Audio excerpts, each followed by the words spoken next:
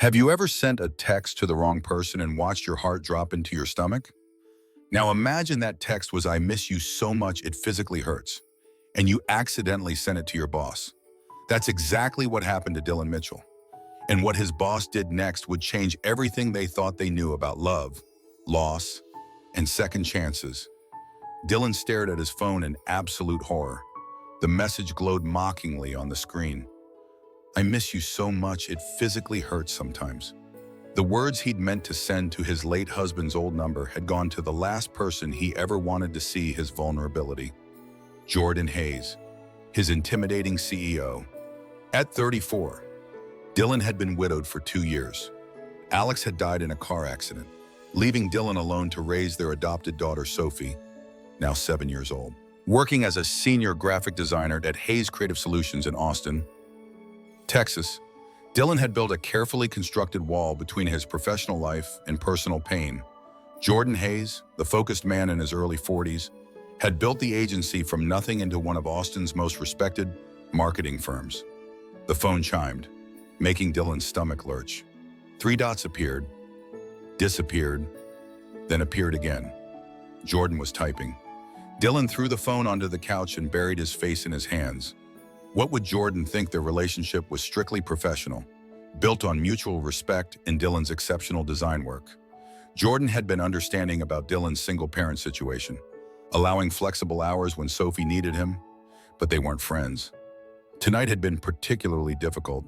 Sophie's school had held a spring talent show, and watching all the traditional families had reopened wounds that never quite healed.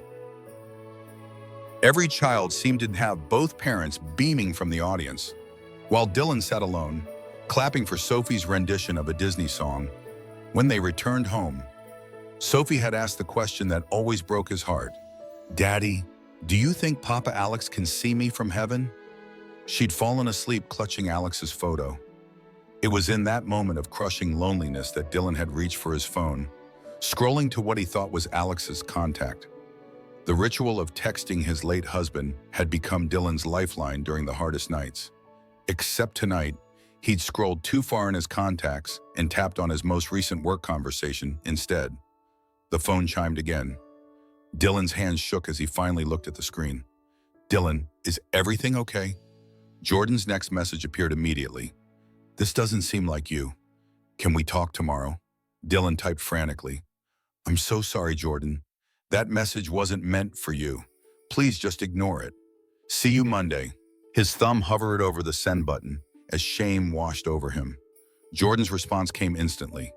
Who was it meant for? The question hung there, simple but loaded. Dylan had hesitated. With a deep breath, he typed back, "My husband's old number. Sometimes I still text him. Tonight was rough with Sophie. Again, I sincerely apologize for the mistake." 3 dots appeared and disappeared several times before Jordan's final message appeared. "No need to apologize. Get some rest, Dylan." Relief flooded through Dylan's chest. Crisis averted. Jordan was nothing if not professional, and by Monday morning, this awkward moment would be forgotten. But Dylan had no idea that his accidental vulnerability had struck something deep in Jordan Hayes, something that had been buried under years of professional armor built from his own devastating loss. Sometimes unexpected connections come from moments when our walls accidentally crumble, revealing we're all trying to find our way through darkness, hoping someone might understand our need to keep love alive. If this story touched your heart, hit like and subscribe to Heart Stories for more stories about love, loss, and beautiful accidents. Saturday morning arrived gray and drizzling, the kind of Austin weather that made everything feel muted. Dylan sat at his kitchen table, watching Sophie push cereal around her bowl while working on her science project. A model of the solar system lay scattered across the surface, with styrofoam balls creating chaos that would normally stress him. But today, his mind kept drifting to last night's embarrassing text exchange. The doorbell rang at exactly 10:30. Sophie perked up, racing toward the front door. Through the peephole, Dylan's heart nearly stopped. Jordan Hayes stood on his porch, holding coffee and hot chocolate, his business attire replaced by jeans and a casual sweater. Dylan opened the door slowly. "Jordan, what are you doing here?" Jordan's expression was softer than Dylan had ever seen at the office. "I brought coffee," Jordan said simply, nodding towards Sophie, "and hot chocolate. I thought maybe I could help with whatever you're working on to make up for your dad working late." Sophie's face lit up. "We're building a solar system. Daddy's not very good at making Saturn's rings stay on." Jordan knelt to Sophie's level. His professional demeanor dissolved. "Well, it happens that Saturn's rings are one of my favorite things in space. Would you mind if I gave it a try?" Dylan stood frozen, unable to process what was happening. Jordan Hayes, the man who commanded boardrooms across Austin, was in his living room on a Saturday morning, offering to help his daughter with her science project. For 2 hours, Dylan watched as his intimidating boss transformed.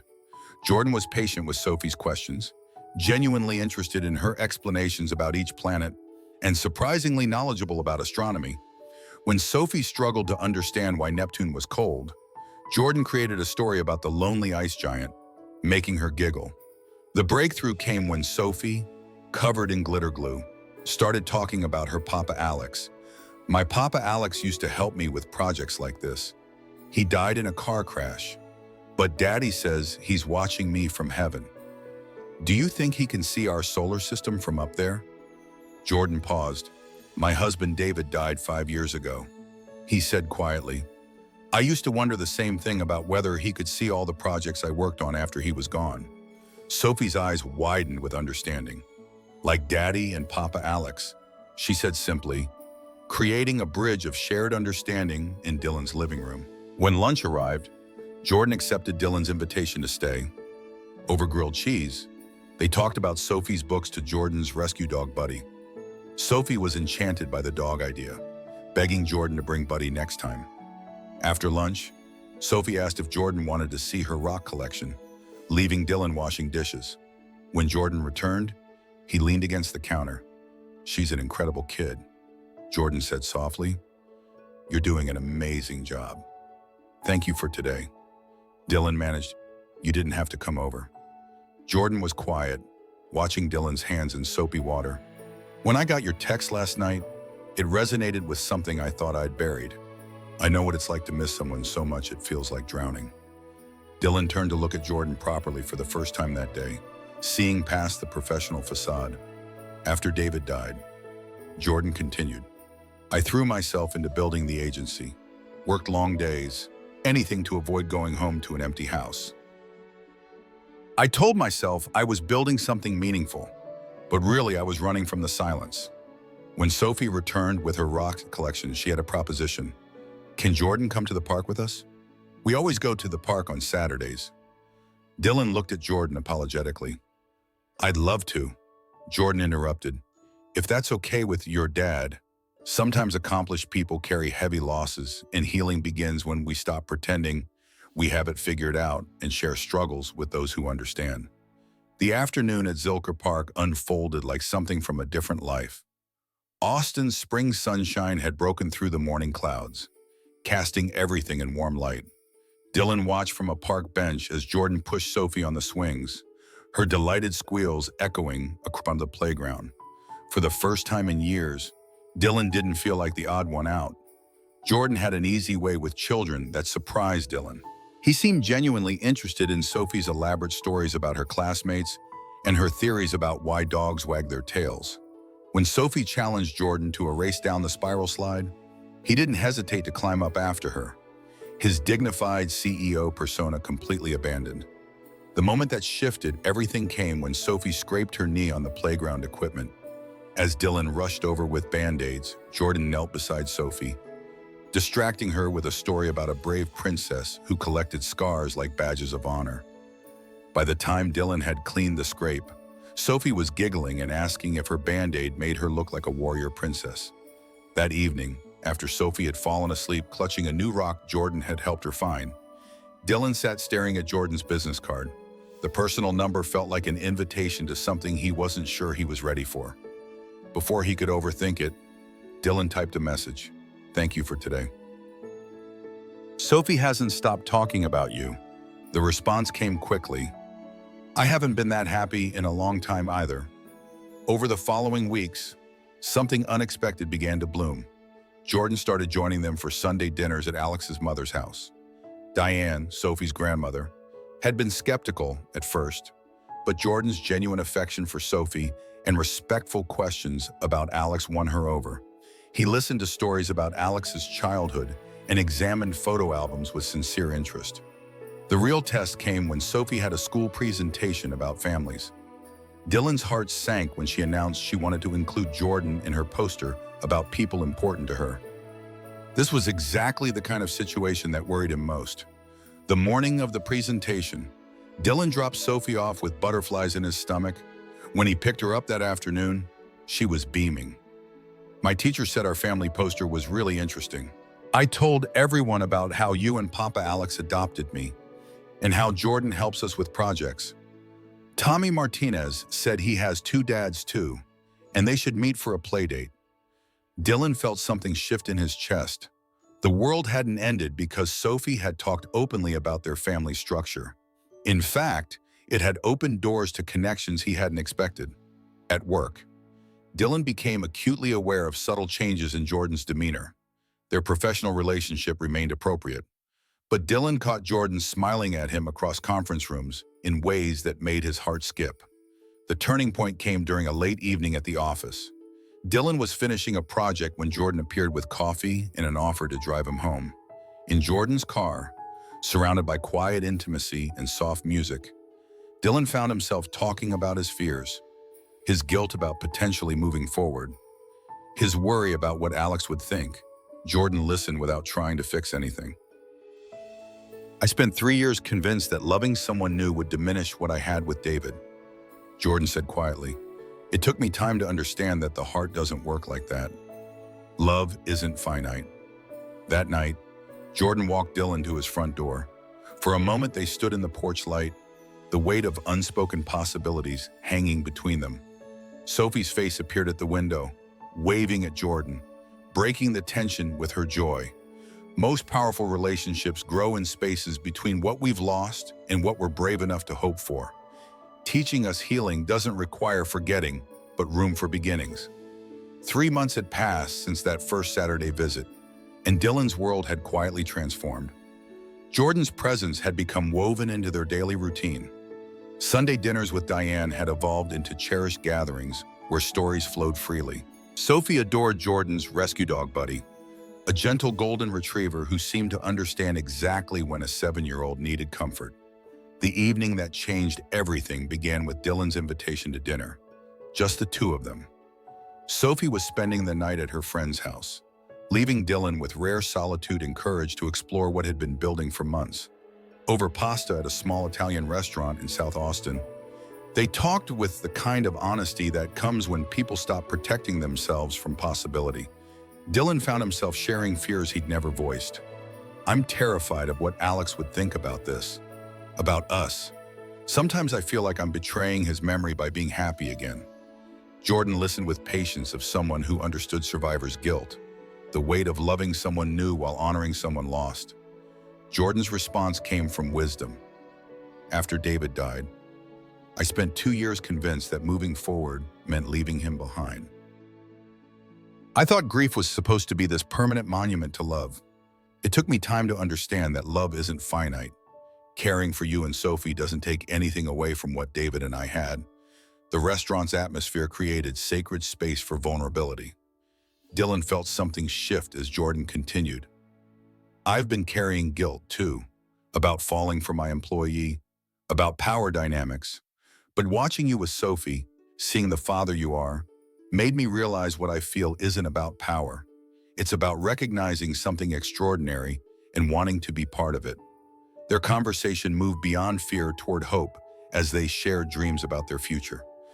Jordan spoke about wanting to be positive in Sophie's life without replacing Alex, about supporting Dylan's parenting. Dylan admitted his longing for partnership again, for someone to share daily joys and challenges. The evening's turning point came when Dylan reached across the table and took Jordan's hand. For the first time since Alex's death, physical affection felt natural rather than loaded with guilt. They sat in silence, fingers intertwined, processing the magnitude of choosing to trust again. When Jordan walked him to his front door, They both knew this marked a transition. Jordan cupped Dylan's face gently. "I'd like to try this. Really try this." "If you're ready," Dylan's response came without hesitation. "I'm ready." Their first kiss was tender, careful, full of promise. It tasted like possibility and felt like coming home to a place Dylan hadn't known he was looking for. When they broke apart, both were smiling through tears that spoke of healing. The following week brought new challenges. Sophie noticed the change in her father immediately. "Daddy, you're humming again. You used to hum when Papa Alex was alive."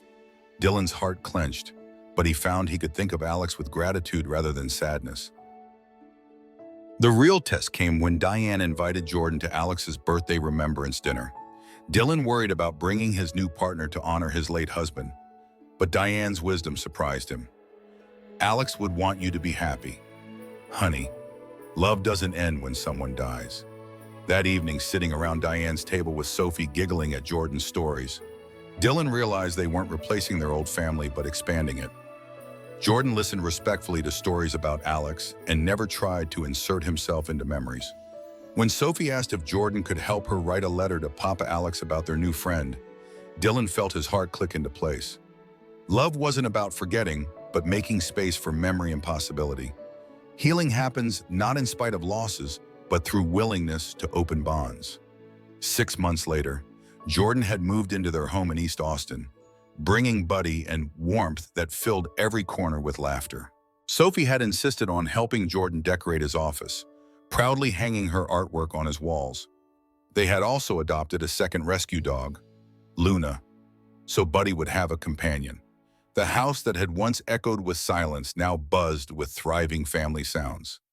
Weekend mornings were filled with pancake breakfasts, where Jordan taught Sophie card tricks.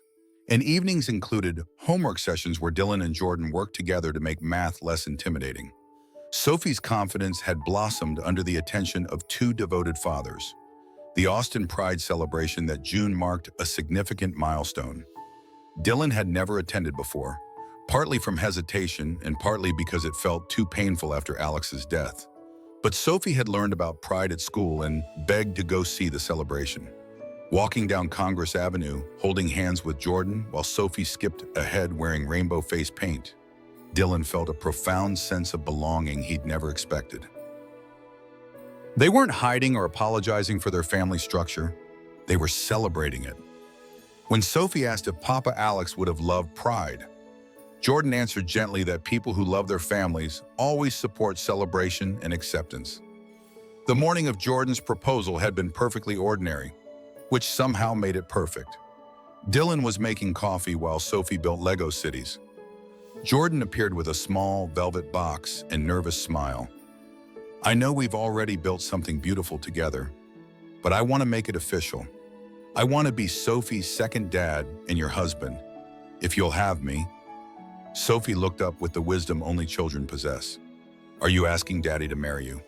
When Jordan nodded, she grinned and announced, "Well, it's obviously he'll say yes. We're already a family. But can I be the flower girl and help plan the wedding?" Dylan's yes came through tears of joy. Their wedding took place the following spring at Zilker Park, under the same trees where they'd spent their first afternoon. The ceremony was small but meaningful, with Sophie as flower girl and Diane giving a toast about how Alex would be thrilled to see their family surrounded by love. During their vows, Dylan spoke about learning that love doesn't diminish when shared, but multiplies when given freely. Jordan promised to honor Alex's memory while building new traditions and to love Sophie as fiercely as any biological parent could. Sophie insisted on her own vow, promising to help them remember to have fun. The reception was held in Diane's backyard, strung with lights. The evening felt like a celebration, not just of Dylan and Jordan's commitment, but of second chances in chosen families. As they danced to their first song, Sophie weaving between their legs with Luna chasing behind, Dylan marveled at how his life had transformed. The accidental text that had felt like his most mortifying mistake had become the doorway to his greatest blessing. He thought of Alex often, but now with gratitude for the foundation that had prepared him to recognize love again.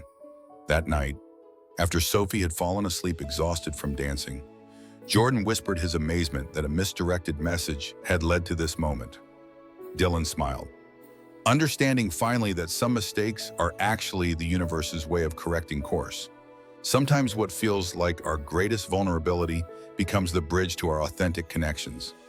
When we let our walls down accidentally, we discover that others are waiting with their own stories of loss, hope, and courage to love again. Have you experienced a moment when your greatest embarrassment became your most important opportunity? Sometimes our vulnerable moments lead us where we need to be. Share thoughts and subscribe to Heart Stories for more stories about love and life accidents.